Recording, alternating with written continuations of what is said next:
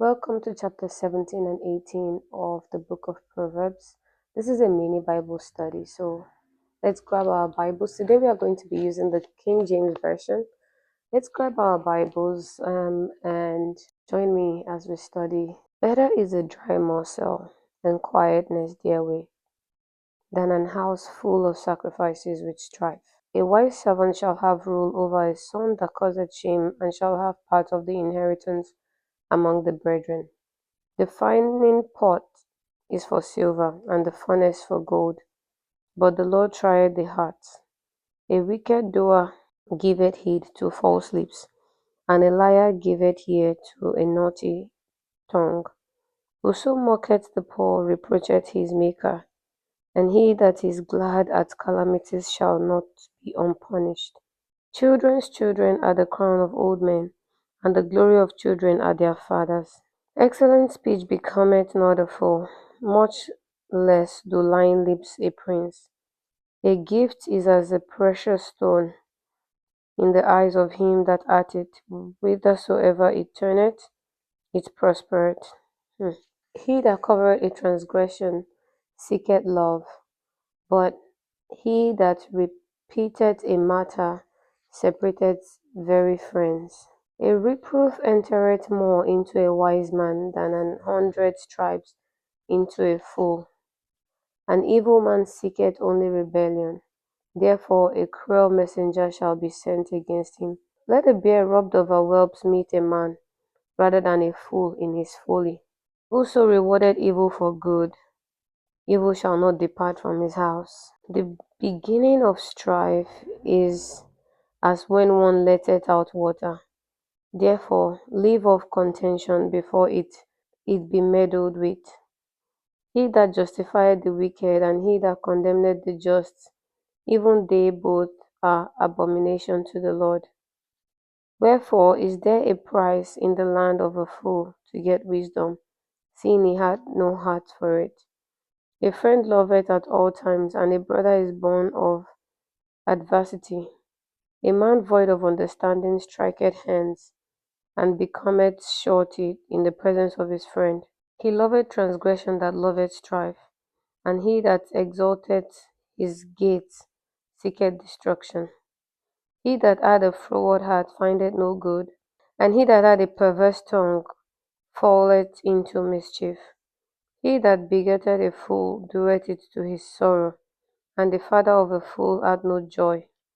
A merry heart doeth good like a medicine, but a broken spirit drieth the bones. A wicked man taketh a gift out of the bosom to pervert the way of justice. Wisdom is before him that hath understanding, but the eyes of a fool are in the ends of the earth. A foolish son is a grief to his father, and bitterness to her that bare him. Also to punish the just is not good, nor to strike princes for equity. He that hath knowledge spareth his words, and a man of understanding is of an excellent spirit. Even a fool, when he holdeth his peace, is counted wise, and he that shutteth his lips is esteemed a man of understanding. Chapter 18. Through desire, a man, having separated himself, seeketh an intermediate with all wisdom. A fool hath no delight in understanding, but that his heart may discover itself. When the wicked cometh, then cometh also contempt, and with ignominy reproach.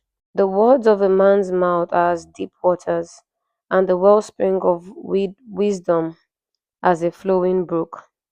It is not good to accept the person of the wicked, to overthrow the righteous in judgment. A fool's lips enter into contention, and his mouth calleth for strokes. A fool's mouth is his destruction, and his lips are the snare of his soul. The words of a talebearer are as wounds, and they go down into the innermost parts of the belly. He also that is slothful in his work is brother to him that is a great waster. The name of the Lord is a strong tower. The righteous runs into it and is safe. The rich man's wealth is a strong city, as an high wall in his own conceit. Before destruction the heart of a man is haughty, and before honor is humility. He that answereth a matter before he heareth it, it is folly and shame unto him. The spirit of a man will sustain his infirmity, but a wounded spirit who can bear? The heart of the prudent getteth knowledge, and the ear of the wise seeketh knowledge. A man's gift maketh room for him, and bringeth him before great men. He that is first in his own cause seemeth just, but his neighbour cometh and searcheth him. The Lord causeth contentions to cease, and parteth between the mighty. A brother offended is harder to be won than a strong city, and their contentions are like the bars of a castle. A man's belly shall be satisfied with the fruit of his mouth, and with the increase of his lips shall he be filled. Death and life are in the power of the tongue, and they that love it shall eat the fruit thereof. Whoso findeth a wife findeth a good thing, and obtaineth favor of the Lord. The poor useth entreaties, but the rich answereth roughly. A man that hath friends must show himself friendly, and there is a friend that sticketh closer than a brother. May the Lord bless the reading of his word in Jesus' name. All right, so this is chapter 17 and 18 from the King James Version. This is a little bit different from reading from the New Living Translation as we've been doing. And certain lessons here or certain verses, I'm going to be picking out certain verses that have spoken to me during this reading, and I want you to also do the same. Share the verses with me in the comment section below. The first verse here that in chapter 17, the first verse here is verse 5. Whoso mocketh the poor reproacheth his maker, and he that is glad at calamities shall not be unpunished. And we've seen this in other chapters of Proverbs that we've read, that anyone that is that mocketh the poor is mocking the maker. Anyone that is looking down on someone else is like more you're looking down on the person who created that person. So the lesson here is everyone is equal. Let's not look down on anyone. And let's just appreciate the gift of God and the beauty of God in everyone's life and in everyone that we come across. Verse 8 here is another verse that spoke to me, that came out to me. A gift is as a precious stone in the eyes of him that hath it. Whithersoever turneth it, it prospereth. A gift here to me is talent. Talent and gift and everything that God has put in the inside of us. He says it's a precious stone in the eyes of him that had it. So whatsoever it turneth, it prospereth. And what I'm understanding here is that we should cherish all of our gifts and our talent and everything that God has given us. Cherish it. And once we're able to refine it, we can prosper from it. When you find a precious stone, you have to do some work on it, right? To clean it, to, make it more shiny, and then you present it to people. So that's our gift as well. As a precious stone, it's raw when we discover it. The more we work on it and build on it, it gets better, and then it's going to bring us prosperity. One way or the other, you'd find something to do with that gift that you have. So that's verse 8 telling us that a gift is a precious stone in the eyes of him that had it. Whithersoever it turneth, it prospereth. Then verse 9 says, he that covereth a transgression seeketh love, but he that repeateth a matter separates very friends. So there are people that repeat issues all over again. Like you've told them you're sorry, but they go back to it. They repeat it and repeat it, and you get weary, right? So, but the Bible here is teaching us that he that covereth transgressions seeketh love. When you forgive and you let it go, you don't talk about it again. You're seeking love, right? You're seeking um unity, right? But he that repeated a matter, if you keep on repeating the situation, then you weary the other person. They feel unloved somehow.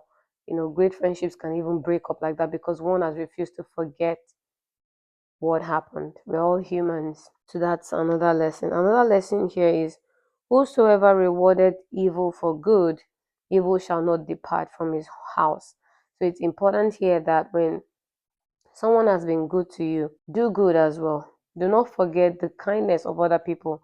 That we're in a world where people easily forget. If you've been kind to someone for 10 times and then once you probably hold back your kindness, then they've forgotten all the other 10 kindness that you've shown them, and then they hold on to this one.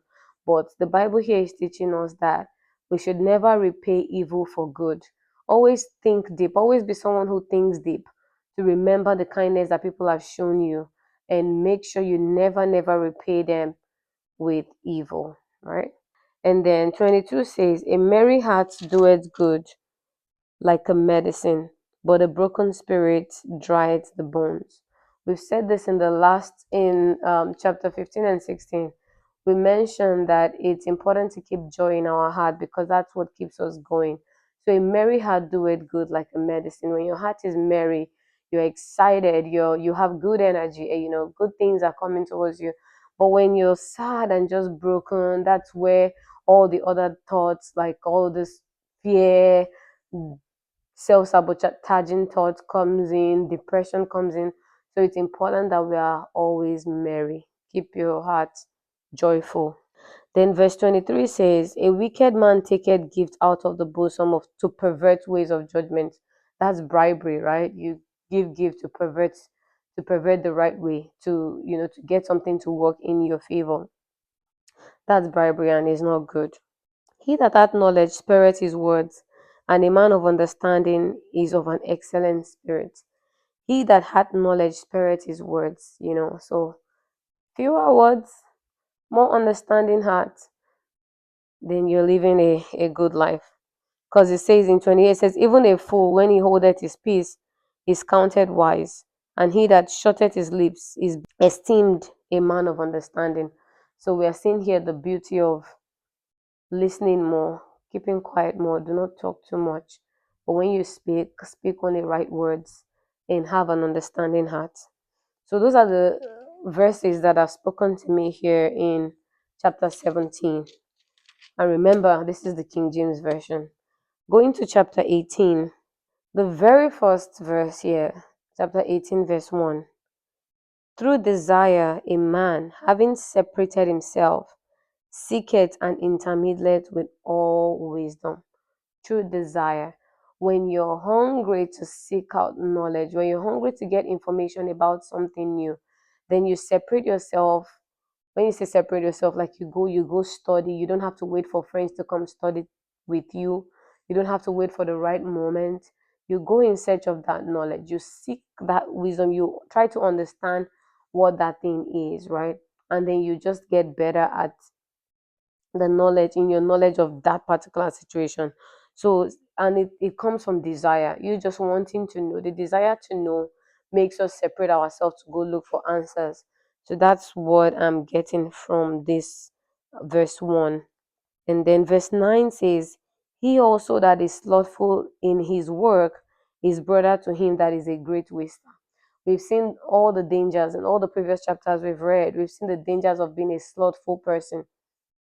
And here he's saying that a slothful person, that's someone who doesn't do what they're supposed to do at the right time, someone who wastes time, someone who wastes resources, someone who would not even kill what they've caught, right? Who has started a project halfway and would not even complete it, or who has been procrastinating, has great ideas, but has been procrastinating about those ideas. That person is worse, is the brother of a waster, because you have this idea but you're wasting it, you're not doing anything about it. The slothful person is a brother to a waster. And here we know this very popular verse, the name of the Lord is a strong tower, the righteous runs into it and he is safe. 11 says, the rich man's wealth is a strong city, and as an high wall is his own conceit. What I'm understanding here is that your strong city is your network.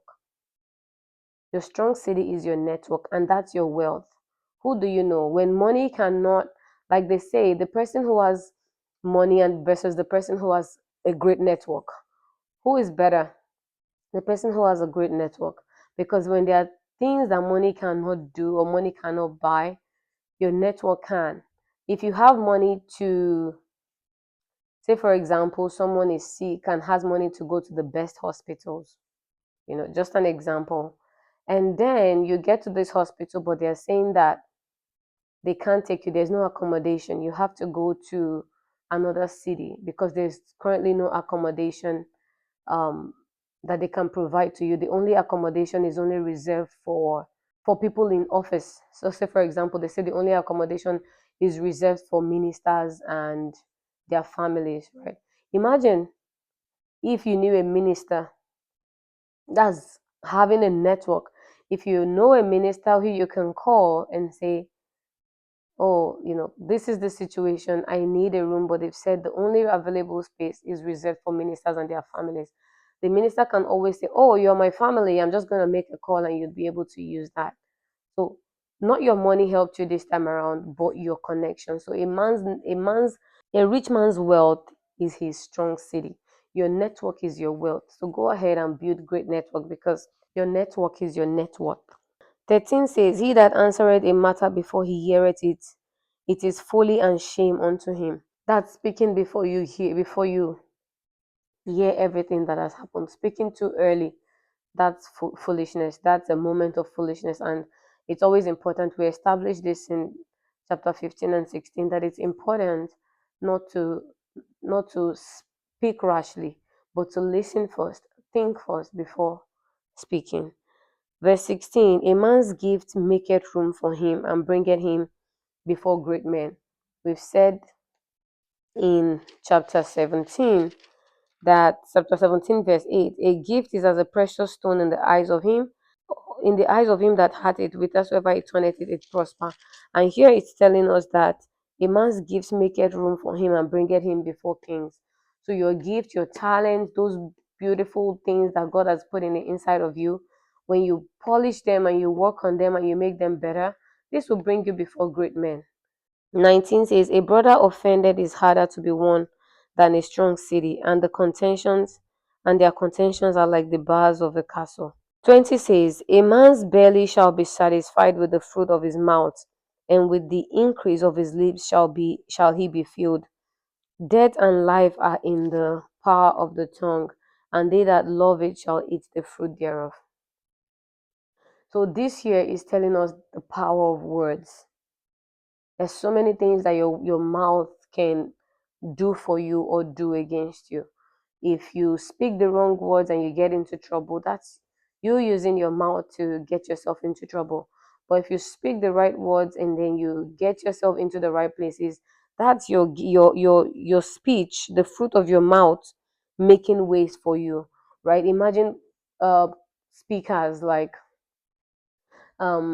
people who are professional speakers, for example, people who are inspirational speakers, people who are preachers, people who know how to teach people who just know how to talk, who know how to explain things, you know, who know how to be eloquent, to convince people.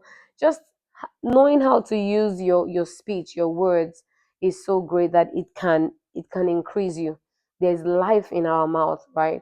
And even just for your personal life, your words matter. If you speak the right words into your life, you'll find out that the situations of your life are working in your favor. If there's anything that the enemy has been putting in your heart that is a self-sabotaging thought, go ahead and start to speak. This is one thing that is very important that I would like for you to incorporate, I would say, into your daily lives. In any area where the enemy has been putting the wrong thoughts in your heart, from today, go ahead and speak positive things about that thing. So, say for example, if the enemy keeps putting in your heart that, oh, look at you, you're good for nothing, you don't even know how to do this, make sure, don't just think in your heart, oh, that's a lie, I know how to do it. Don't do that alone. Speak words out. Satan, you're a liar. I'm good at this. I'm good. I'm good. I'm going to learn it. I'm going to get better. I'm beautiful. Everybody likes me. I am favored. Go ahead and speak those words. It's not enough to just think it in your heart. It's important that you speak them out. Continue to speak them out until everything within you agrees with what you've been speaking. So death and life are in our tongue, and it's important that we speak out those words Let our ears hear the good things that we are speaking out, and let it sink into your spirit. It might not happen the first day or the second day, but keep speaking it until your spirit knows that what you're saying is right, and sooner or later it's going to happen. So that's a very important verse in chapter 18. And then finally, a man that had friends must show himself friendly, and there is a friend that sticketh closer than a brother. What I understand here is, if you want to have friends, you have to be friendly, right? You can't sit down in your house and expect that, oh, all the friends will come to you, right? You can't, they say, a lot of Christian ladies also sit at home and expect that, oh, someone, God will DHL their spouses, or someone that would, get married to them. You have to go out, you have to be friendly, you have to be a friend. And what is being a friend? Just being helpful to someone, lending a listening ear, lending a shoulder they can cry on, just being helpful in general, checking up on people. That way you would receive in return. Someone you've helped would be surprised. Oh, wow, this person is good. This person is such a good person. Then they would also be your friend, even introduce you to more people. So for you to have friends, you have to be friendly. And when you have that friend that, is so wonderful, they can even be closer to you than a brother. So those are the lessons, and those are the verses. So today I'm not calling it lessons, I'm just calling it verses that has spoken to me in these two chapters. Go ahead and share with me what has spoken to you in these two chapters, and see you in the next chapters. Thank you very much. Bye.